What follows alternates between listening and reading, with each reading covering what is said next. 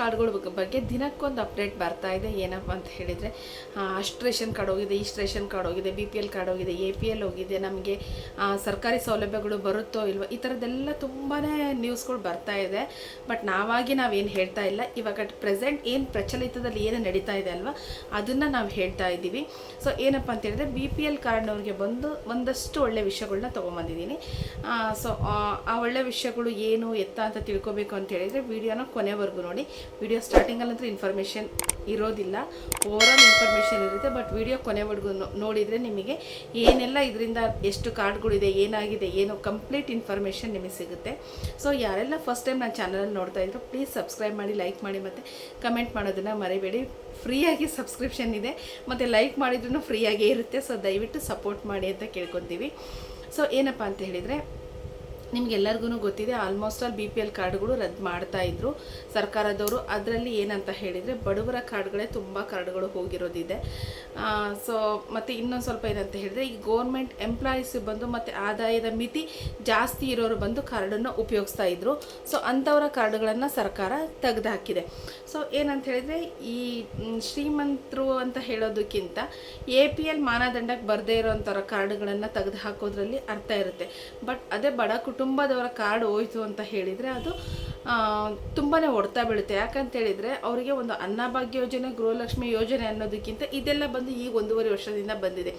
ಇದಕ್ಕಿಂತ ಮುಖ್ಯವಾಗಿ ಏನಪ್ಪ ಅಂತ ಹೇಳಿದರೆ, ಅವರಿಗೆ ಹಾಸ್ಪಿಟಲಿಗೆ ತುಂಬಾ ಯೂಸ್ ಆಗ್ತಾಯಿತ್ತು BPL ಕಾರ್ಡು. ಯಾಕಂತೇಳಿದರೆ, ಎಷ್ಟೋ ಜನಕ್ಕೆ ಆಯುಷ್ಮಾನ್ ಕಾರ್ಡ್ ಆಗಿರ್ಬೋದು, BPL ಕಾರ್ಡ್ವರ್ಗೇ ಬರೋದಿದೆ. ಎಷ್ಟೋ ಜನಕ್ಕೆ ನೀವು ನೋಡ್ತಿರ್ಬೋದು, ದೊಡ್ಡ ದೊಡ್ಡ ಆಸ್ಪತ್ರೆಗಳಲ್ಲಿ ಒಂದು ಸರ್ಜರಿ ಆಗಬೇಕಂದ್ರೆ, ಯಾವುದೋ ಒಂದು ಮೆಡಿಕ್ಲೈಮ್ದು ಏನೋ ಬರಬೇಕಂತ ಹೇಳಿದರೆ ಎಲ್ಲರಿಗೂ ಹೆಲ್ತ್ ಇನ್ಶೂರೆನ್ಸ್ ಮಾಡೋವಂಥ ಸೌಲಭ್ಯ ಇರೋದಿಲ್ಲ. ಅಂಥವ್ರನ್ನ ಕೈ ಹಿಡ್ದಿರೋದು BPL ಕಾರ್ಡ್ ಇದೆ. ಬಟ್ ಇಂಥ BPL ಕಾರ್ಡು ಈ ಮಧ್ಯಮ ಕುಟುಂಬದವ್ರ ಕಾರ್ಡು, ಬಡ ಕುಟುಂಬದವ್ರ ಕಾರ್ಡು ಹೋಯ್ತು ಅಂತ ಹೇಳಿದರೆ ಅವರಿಗೆ ತುಂಬಾ ಹೊಡ್ತ ಕೊಡುತ್ತೆ. ಅನ್ನಭಾಗ್ಯ, ಗೃಹಲಕ್ಷ್ಮಿಗಿಂತ ಈ ಮೆಡಿಕಲಿ ಇದರಲ್ಲಿ ಹೋದರೆ ತುಂಬಾ ಹೊಡ್ತಾ ಕೊಡುತ್ತೆ. ಅದು ಎಷ್ಟೋ ಜನ ಫ್ಯಾಮಿಲಿ ಡಿಪೆಂಡೆಂಟ್ ಆಗದಲ್ಲೇ ತಂದೆ ತಾಯಿ ಹೊರಗಡೆ ಇರ್ತಾರೆ. ಅಂಥವರಿಗೆಲ್ಲ ಈ ಕಾರ್ಡ್ ಇಲ್ಲ ಅಂತ ಹೇಳಿಬಿಟ್ರೆ ನಾವು ಅವರ ಜಾಗದಲ್ಲೂ ನಿಂತ್ಕೊಂಡು ಯೋಚನೆ ಮಾಡಬೇಕಾಗುತ್ತೆ. ಸೊ ಅಂಥವ್ರಿಗೆ ತುಂಬಾ ಇದು ಹೊಡ್ತಾ ಬೀಳುತ್ತೆ. ಈ ಒಂದು ಇಂಟೆನ್ಷನನ್ನು ಸರ್ಕಾರ ಗಮನದಲ್ಲಿಟ್ಕೊಂಡು ಕೆಲವೊಂದು ಚೇಂಜಸ್ಸನ್ನು ಮಾಡಿದೆ. ಸೊ ಅದು ಏನು ಚೇಂಜಸ್ಸು ಅಂತ ನಾನು ಹೇಳ್ತಾ ಹೋಗ್ತೀನಿ. ಅದಕ್ಕಿಂತ ಮುಂಚೆ ನಾನು ಎಷ್ಟು ಜನ BPL ಹೋಲ್ಡರ್ ಇದ್ದಾರೆ ಏನು ಅನ್ನೋ ಒಂದು ಮಾಹಿತಿನ ಕೊಡ್ತೀನಿ. ಸೊ ನಮ್ಮ ಏನಂತ ಹೇಳಿದರೆ, ನಮಗೆ ಬರ್ತಕ್ಕಂಥ ಅಕ್ಕಿ ಬಂದು 5 kg ಪ್ಲಸ್ 5 kg ಅಕ್ಕಿ, ಅಂದರೆ 10 kg ಅಕ್ಕಿ ಬರಬೇಕು. ಅದರಲ್ಲಿ 5 kg ಅಕ್ಕಿ ಬರುತ್ತೆ ಒಬ್ಬ ಮನುಷ್ಯನಿಗೆ, ಮತ್ತು ಇನ್ನು 5 kgದು ನಮಗೆ ಹಣ ಬರ್ತಾ ಇತ್ತು. ಈ 5 kg ಏನು ಅಕ್ಕಿ ಬರ್ತಿತ್ತಲ್ವ, ಇದು ಕೇಂದ್ರ ಸರ್ಕಾರದ್ದು. ಇದು ನಮ್ಮ ದೇಶದಾದ್ಯಂತ ಕೇಂದ್ರ ಸರ್ಕಾರ ಕೊಡ್ತಾ ಇದೆ. ರಾಜ್ಯ ಸರ್ಕಾರ 5 kg ಅಕ್ಕಿ ಬದಲಿಗೆ ಬಂದು ಹಣನ ಕೊಡ್ತಾ ಇತ್ತು. ಅದನ್ನೇ ಅನ್ನಭಾಗ್ಯ ಯೋಜನೆ ಅಂತ ಹೇಳಿಬಿಟ್ಟು ಹಣನ ಕೊಡ್ತಾ ಇದ್ರು. ಈ BPL ಕ್ಯಾಟಗರಿನಲ್ಲಿ BPL ಒಂದೇ ಇಲ್ಲ, ಬಡತನ ರೇಖೆಗಿಂತ ಕೆಳಗಡೆ ಇರ್ತಕ್ಕಂಥವ್ರಿಗೆ ಅಂತ್ಯೋದಯ ಕಾರ್ಡ್ ಅಂತ ಇದೆ, ಮತ್ತು ಇನ್ನೊಂದು ಆದ್ಯತೆ ಕಾರ್ಡ್ ಅಂತ ಇದೆ, ಇನ್ನೊಂದು BPL ಕಾರ್ಡ್ ಅಂತ ಇದೆ. ಇದು 3 ಕಾರ್ಡು ಬಂದು ಸಪ್ರೇಟ್ ಇರೋವಂಥದ್ದು. ಇದಕ್ಕೆ ಅಕ್ಕಿನೂ ಇಷ್ಟೇ ಇಲ್ಲ. ಇವಾಗ ಅಂತ್ಯೋದಯ ತೊಗೊಂಡ್ರೆ 30 kg ಏನೋ ಅಕ್ಕಿ ಬರುತ್ತೆ, ಆದ್ಯತೆ ತೊಗೊಂಡ್ರೆ 20 kg ಬರುತ್ತೆ. ಸೊ ಈ ಥರ ಇದೆಲ್ಲ ಬಡತನ ರೇಖೆಗಿಂತ ಕೆಳಮಟ್ಟದಲ್ಲಿ ಇರೋರಿಗೆ ಈ ಒಂದು ಕಾರ್ಡ್ಗಳು ಬರೋವಂಥದ್ದು ಇದೆ, ಗೊತ್ತಾಯ್ತಲ್ವ. ಸೊ ಇದರಲ್ಲಿ ಏನಪ್ಪ ಅಂತ ಹೇಳಿದರೆ, ಹಣನ ಕೊಡ್ತಾಯಿದ್ರು. BPL ಕಾರ್ಡ್ನವ್ರಿಗೆ ಕೊಡ್ತಾಯಿದ್ರು. APLನವ್ರಿಗೆ ಈ ಒಂದು ಸೌಲಭ್ಯ ಇರಲಿಲ್ಲ. ಸೊ ಇಲ್ಲಿ ಒಟ್ಟಾರೆ ಬಂದು ನಮ್ಮ ಕರ್ನಾಟಕದಲ್ಲಿ ಎಷ್ಟು ರೇಷನ್ ಕಾರ್ಡುಗಳಿಗೆ ಎಷ್ಟು ಕಾರ್ಡುಗಳು ಇದ್ದಾವೆ ಅಂತ ನೋಡೋದಾದರೆ, ಸೊ ನಮ್ಮ ಕರ್ನಾಟಕದಲ್ಲಿ ಕಾರ್ಡನ್ನು ಹೊಂದಿರ್ತಕ್ಕಂಥವ್ರು, BPL ಕಾರ್ಡನ್ನ ಹೊಂದಿರ್ತಕ್ಕಂಥವ್ರು ಎಷ್ಟು ಜನ ಇದ್ದಾರೆ ಅಂತ ಹೇಳಿದರೆ 1,24,97,097 ಸಮಥಿಂಗ್ ಕಾರ್ಡುಗಳು ಇದ್ದಾವೆ. ಇದರಲ್ಲಿ ಕೇಂದ್ರ ಸರ್ಕಾರ ಎಷ್ಟು ಕಾರ್ಡುಗಳಿಗೆ ರೇಷನ್ನ ಕೊಡ್ತಾ ಇದೆ ಅಂದರೆ, 5 kg ಅಕ್ಕಿನ ಕೊಡ್ತಾ ಇದೆ ಅನ್ನೋದಾದರೆ 1,13,00,000 ಚಿಲ್ಲರೆ ಕಾರ್ಡುಗಳಿಗೆ ಕೇಂದ್ರ ಸರ್ಕಾರ ಬಂದು ಅಕ್ಕಿನ ಕೊಡ್ತಾ ಇದೆ. ಬಟ್ ಇಲ್ಲಿ 1,24,00,000 ಜನ ರೇಷನ್ ಕಾರ್ಡ್ ಹೋಲ್ಡರ್ ಇದ್ದಾರೆ. ಬಟ್ ಅದರಲ್ಲಿ ಕೊಡೋದು ಎಷ್ಟು, 1,13,00,000 ಜನಕ್ಕೆ ಮಾತ್ರ ಕೊಡ್ತಾ ಇದ್ದಾರೆ. ಇನ್ನು ಏನಂತ ಹೇಳಿದರೆ 11,24,84,000 ಜನಕ್ಕೆ ಅವರು ಕೇಂದ್ರ ಸರ್ಕಾರದವರು ಅಕ್ಕಿನ ಕೊಡ್ತಾ ಇಲ್ಲ. ಬಟ್ ಈ 11 ಲಕ್ಷ ಕಾರ್ಡುಗಳಿಗೇನಿದೆ ಅಲ್ವಾ, 11,84,000 ಕಾರ್ಡುಗಳಿಗೂ ಇಲ್ಲಿ ರಾಜ್ಯ ಸರ್ಕಾರ ಬಂದು ಅನ್ನಭಾಗ್ಯ ಯೋಜನೆಯಡಿ ಇದನ್ನು ಕೊಡ್ತಾ ಇದೆ. ಏನಂತ ಹೇಳಿದರೆ ಹಣನ ಕೊಡ್ತಾ ಇದ್ದಾರೆ. ಬಟ್ ಇದು ರಾಜ್ಯ ಸರ್ಕಾರಕ್ಕೆ ತುಂಬಾ ಬರ್ಡನ್ ಆಗ್ತಾ ಇದೆ. ಅದಕ್ಕೆ ಏನು ಮಾಡ್ತಾ ಇದ್ದಾರೆ ಅಂತ ಹೇಳಿದರೆ, ಕೇಂದ್ರ ಸರ್ಕಾರ ಏನು ಮಾನದಂಡಗಳು ಅಂದರೆ ಪಂಡಿತರ ಒಂದು ರೇಷನ್ ಕಾರ್ಡ್ಗಳಿಗೆ ಏನೆಲ್ಲ ಮಾನದಂಡಗಳಿದೆ ಅಲ್ವಾ, ಆ ಒಂದು ಮಾನದಂಡಗಳನ್ನು ಗಮನದಲ್ಲಿ ಇಟ್ಕೊಂಡು ರೇಷನ್ ಕಾರ್ಡನ್ನ ರದ್ದತಿ ಮಾಡಲಿಕ್ಕೆ ಮುಂದಾಯಿತು. ಇಲ್ಲಿ ಬರೀ ರೇಷನ್ ಕಾರ್ಡ್ ರದ್ದತಿ ಆದರೆ ರೇಷನ್ ಒಂದೇ ಉಳಿಯುತ್ತೆ ಅಂತ ಅನ್ಕೋಬೇಡಿ. ರೇಷನ್ ಜೊತೆಗೆ ಏನಂತ ಹೇಳಿದ್ರೆ ಗೃಹಲಕ್ಷ್ಮಿನೂ ಹೋಗುತ್ತೆ. ಯಾಕಂದರೆ APL ಇದ್ದವ್ರನ್ನ BPL BPL ಇದ್ದವ್ರನ್ನ APLಗೆ ಎತ್ತಂಗಡಿ ಮಾಡ್ತಾರೆ. ಸೊ ಅಲ್ಲಿ APL ಮಾನದಂಡಕ್ಕೆ ಬರದೇ ಇರೋರು ಇರ್ತಾರಲ್ವ, ಮತ್ತು ಅವ್ರನ್ನ APLಲ್ಲೇ ಉಳಿಸ್ಕೊತಾರ.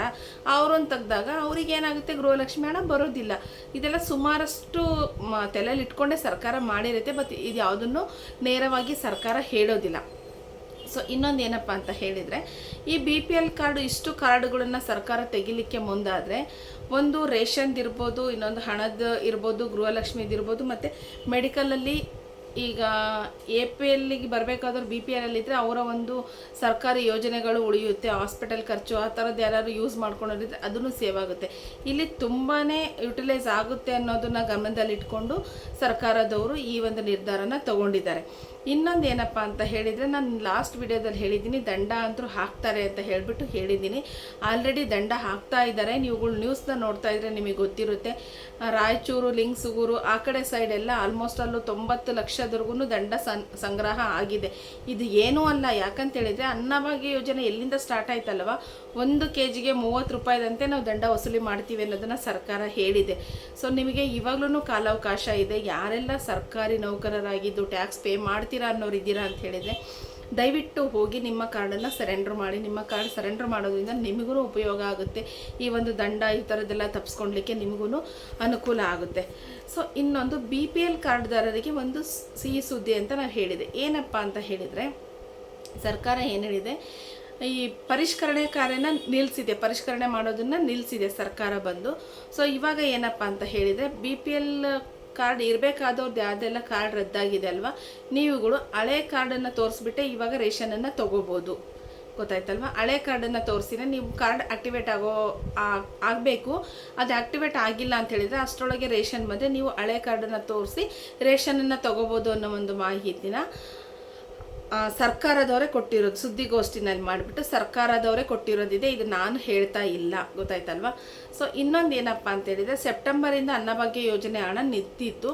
ಸೊ ಆ ಹಣನ ಬಂದು ಈ ಯಾರ್ದೆಲ್ಲ ಕಾರ್ಡ್ ರದ್ದಾಗಿದೆ ಅಲ್ವಾ, 1 ಲಕ್ಷ ಚಿಲ್ಲರೆ ಜನದ್ದು ಕಾರ್ಡ್ ಎಲ್ಲ ರದ್ದಾಗಿದೆ ಅಲ್ವಾ, ಅವರನ್ನ ಬಿಟ್ಟು ನಾವು ಉಳಿದವ್ರಿಗೆ ಇನ್ನೊಂದು ವೀಕಲ್ಲಿ ನಾವು ಅನ್ನಭಾಗ್ಯ ಯೋಜನೆ ಹಣವನ್ನು ಬಿಡುಗಡೆ ಮಾಡ್ತೀವಿ ಅನ್ನೋ ಒಂದು ಮಾಹಿತಿನ ನಿನ್ನೆ ಸುದ್ದಿಗೋಷ್ಠಿನಲ್ಲಿ ಹೇಳಿದ್ದಾರೆ.